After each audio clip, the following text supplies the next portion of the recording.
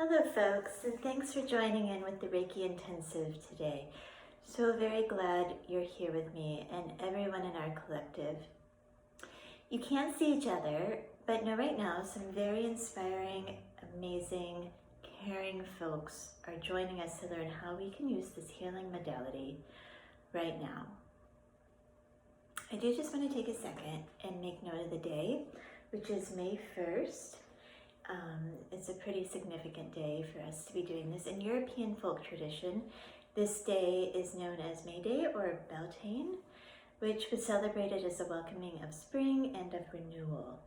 So it's super appropriate that we're learning this very useful technique on May Day. First, let me take a second, excuse me, before we talk about what is Reiki, to explain what it is not. It is not mysticism.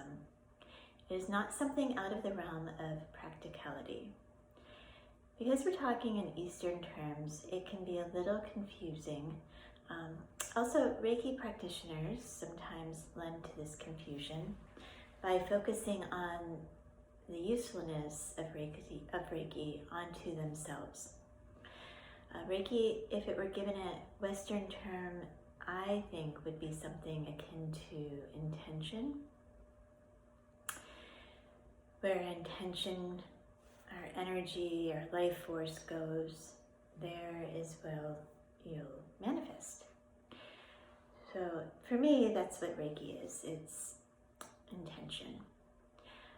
So as we go along, just try to keep those terms synonymous, and I think it'll make it much easier to demystify. Another aspect about Reiki that tends to, in my experience, get too much attention is the lineage of Reiki. Often in Reiki circles, you'll hear people talking about who they were tuned by and what their lineage is. Mikao Usui, the founder of Reiki in Japan, began practicing in the 1920s. Those that learned from him and those who learned from them and so on is this lineage.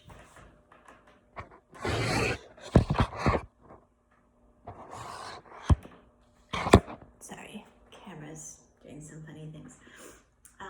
So at this point in time, the idea of a more pure lineage is kind of a moot point, and not really helpful given the philosophy of Reiki. For my personal journey with Reiki, I can attest that I've studied with amazing practitioners with more and less significant lineage. My Reiki 1 was about 25 years ago. There's Reiki 1, 2, 3, the third one being the master level. So my Reiki 1 was about 25 years ago with William Lee Rand, who is perhaps the most acclaimed Reiki master there is. He lives in a suburb of Detroit, Michigan, where he has the International Reiki Institute. My Reiki 2 was from a vibrant group of healers, dear friends in New York City, where they were all extremely well versed in healing arts and worked with me at the Aveda flagship on 69th in Columbus. My Reiki master attunement was from a similar group in San Francisco. So in your handout, I've attached as a PDF on the website, there's a section on what is Reiki and how to perform Reiki. Definitely read that over for a more detailed explanation.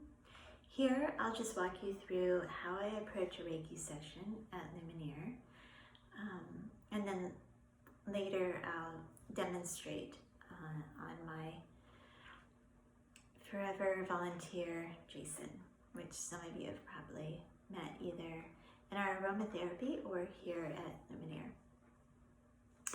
First, when I start Reiki, I let the person get settled by themselves in the room so they can have a chance to transition from outside.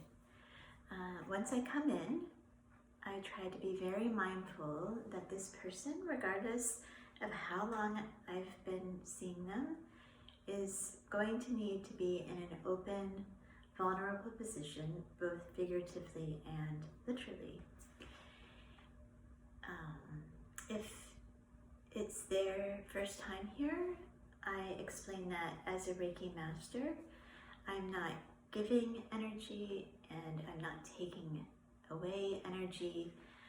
I'm simply acting as a conduit of sorts for Reiki to flow.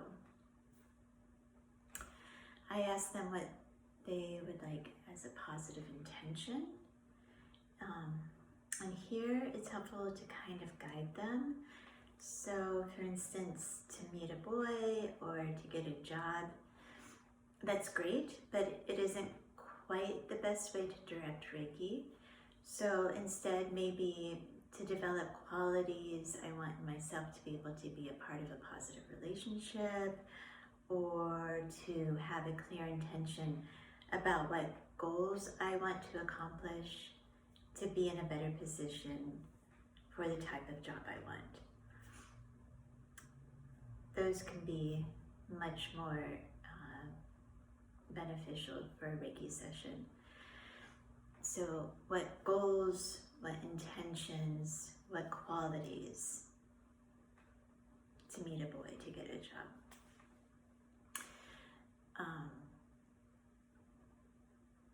If a person doesn't know, it's fine to say, let's just have a wellness session.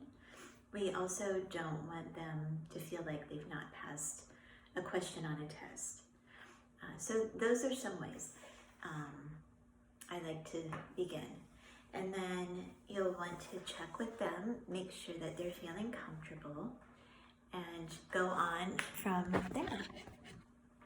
Alrighty, so I will see you in a moment. We'll take a quick break.